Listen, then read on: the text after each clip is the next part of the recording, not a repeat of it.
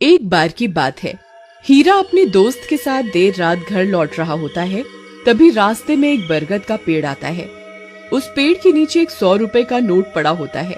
उसे देखकर हीरा खुश हो जाता है। अरे वाह वाह वाह, आज तो लॉटरी लग गई। रामू भाई, वो देखो 100 रुपए का नोट।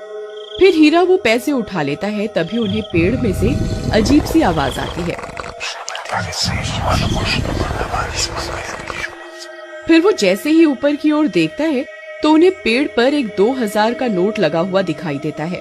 अरे रामू, वो देख, इस पेड़ पर तो 2000 का नोट लगा हुआ है। मुझे तो यकीन ही नहीं होता भाई। भाई, क्या पता ये पेड़ सच में पैसे देने वाला पेड़ हो। एक काम करो, तुम जल्दी से पेड़ पर चढ़ जाओ और वो नोट तोड़ कर ले आओ। फिर वो 2000 का नोट तोड़ने के लिए पेड़ पर चढ़ जाता है और कुछ ही देर में वो नोट तोड़ लेता है।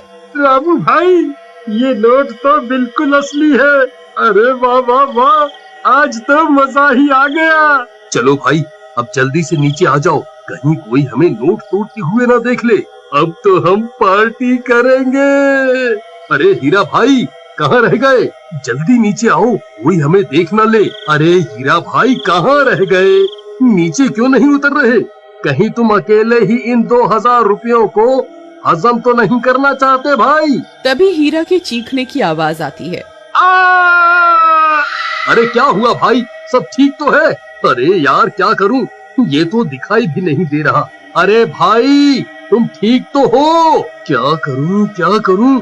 हाँ, मुझे ही ऊपर जाकर देखना होगा, ये आखिर माजरा क्या है। फिर रामू भी पेड़ पर चढ़ने लगता है। तभी पेड़ से किसी के गुर्राने की आवाज आती है। रामू वहीं रुक जाता है। आई मम्मी, ये कैसी आवाज है?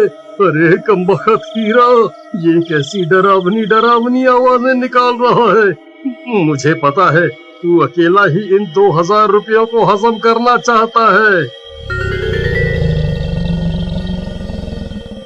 आई मम्मी, कौन है भाई? अरे हीरा, तेरा नाश मिटे कमबख्त। तुझे क्या लगता है तू मुझे यूं डरा कर 2000 रुपए हजम कर जाएगा?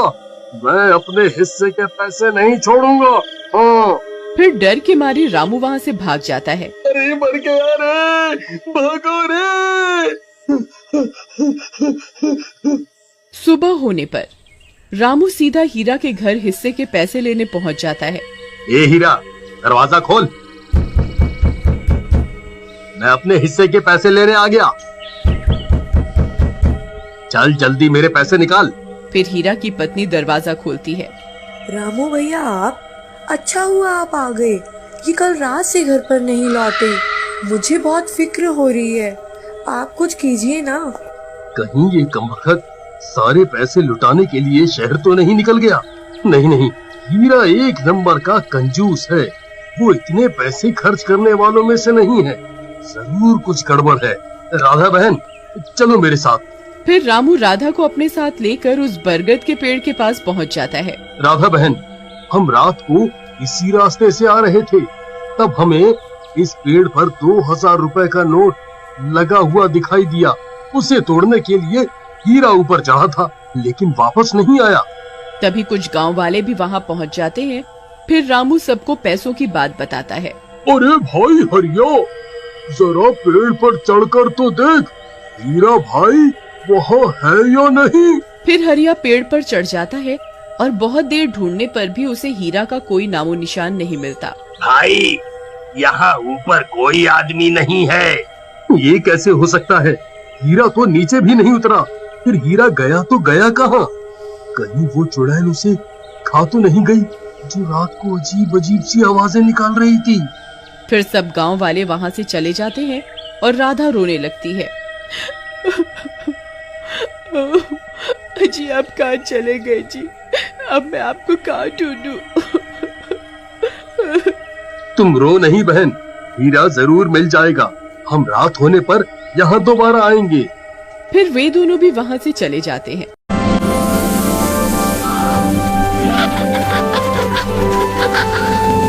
बहुत समय पहले की बात है। एक समृद्ध राज्य में हरिपाल नाम का एक साधारण लेकिन अत्यंत चतुर किसान रहता था, जो अपनी छोटी सी खेती पर मेहनत करके ईमानदारी से जीवन बिताता था। वह दिखने में सामान्य था, पहनावे में सादा और बोलचाल में विनम्र, लेकिन उसके पास जीवन को समझने की गहरी बुद्धि थी। इसलिए गांव के लोग अपने झगड़े, फैसले और समस्याएं उसी से पूछते थे।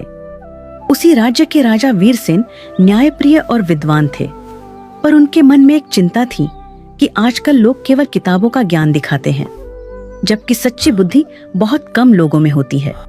इसलिए उन्होंने यह निश्चय किया कि वह पूरे राज्य में सबसे चतुर व्यक्ति को खोजेंगे। राजा ने घोषणा करवाई कि जो व्यक्ति उनकी परीक्षा में सफल होगा उसे सम्मान और पुरस्कार मिलेगा। बड़े बड़े विद्वान, व्यापारी और चालाक लोग राजधानी पहुंचे, पर हरिपाल शुरू में नहीं गया, क्योंकि उसे न इनाम का लालच था और न दरबार की चाह। लेकिन गांव वालों के आग्रह पर वह साधारण वस्त्र पहनकर राजा के सामने उपस्थित हुआ। राजा ने पहली परीक्षा में एक पत्थर और लकड़ी का टुकड़ा दिखाकर पूछा कि इनमें से अधिक उपयोगी क्या है। अधिकतर लोगों ने तुरंत उत्तर दिया, पर हरिपाल ने कहा कि उपयोग वस्तु में नहीं, परिस्थिति में होता है। यह उत्तर सुनकर राजा प्रभावित हुए।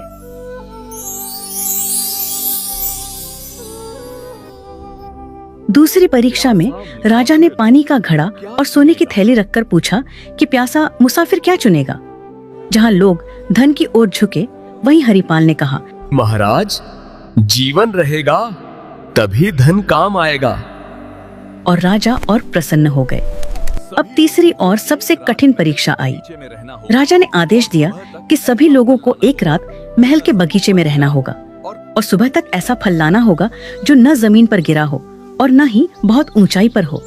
साथ ही किसी भी पहरेदार को नाराज नहीं करना होगा। बाकी सब लोग इस परीक्षा को नामुमकिन मानकर पीछे हट गए, पर हरिपाल ने हार नहीं मारी।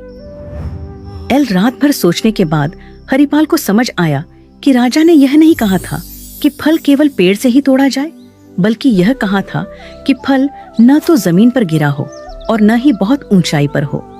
सुबह होते ही उसने महल के बगीचे में लगे फूलों के पौधों और झाड़ियों को ध्यान से देखा। तभी उसकी नजर एक अंगूर की बेल पर गई जो दीवार के सहारे छड़ी हुई थी। उस पर फल यानी अंगूर जमीन से ऊपर था, लेकिन किसी ऊंचे पेड़ पर नहीं। हरिपाल ने पहरेदारों से विनम्रता से पूछा कि क्या वह उस बेल के पास जा सकता है, क्योंकि वह राजा की आज्ञा का पालन कर रहा है। उसकी शांति, नम्रता और सच्चाई देखकर पहरेदारों ने उसे रोकने के बजाय रास्ता दे दिया। हरिपाल ने बिना किसी नियम को तोड़े बेल से फल तोड़ा और दरबार में ले आया। जब राजा ने उससे पूछा कि उसने यह कैसे किया, तो हरिपाल ने हाथ जोड़कर कहा कि सच्ची बुद्धि कठिन रास्ता चुनने में नहीं, बल्कि नियमों को समझकर सही और सरल मार्ग ढूंढने में होती है। यह सुनकर राजा वीरसेन अत्यंत प्रसन्न हुए और उन्होंने घोषणा की कि हरिपाल ही सच्चा चतुर है, क्योंकि उसने ज्ञान, धैर्य और व्यवहार तीनों का संतुलन दिखाया है। राजा ने उसे सोने का पुरस्कार दिया, लेकिन हरिपाल ने उतना ही सोना लिया जितना गांव में कुआं बनवाने के लिए आवश्यक था, और बाकी लौटा दिया। यह देखकर राजा ने कहा कि जो बुद्धि दूसरों के भले के लिए काम आए, वही सबसे बड़ी बुद्धि होती है। हरिपाल सम्मान के साथ अपने गांव लौट आया और पहले की तरह सादगी से जीवन जीने लगा। लेकिन उसकी कहानी पूरे राज्य में फैल गई और लोगों ने समझ लिया कि सच्ची चतुराई दिखावे में नहीं, बल्कि सही सोच और सही आचरण में होती है। सीख: सच्ची बुद्धि वही है जो नियमों को समझे, अहंकार से दूर रहे और अपने साथ साथ दूसरों का भी भला करे।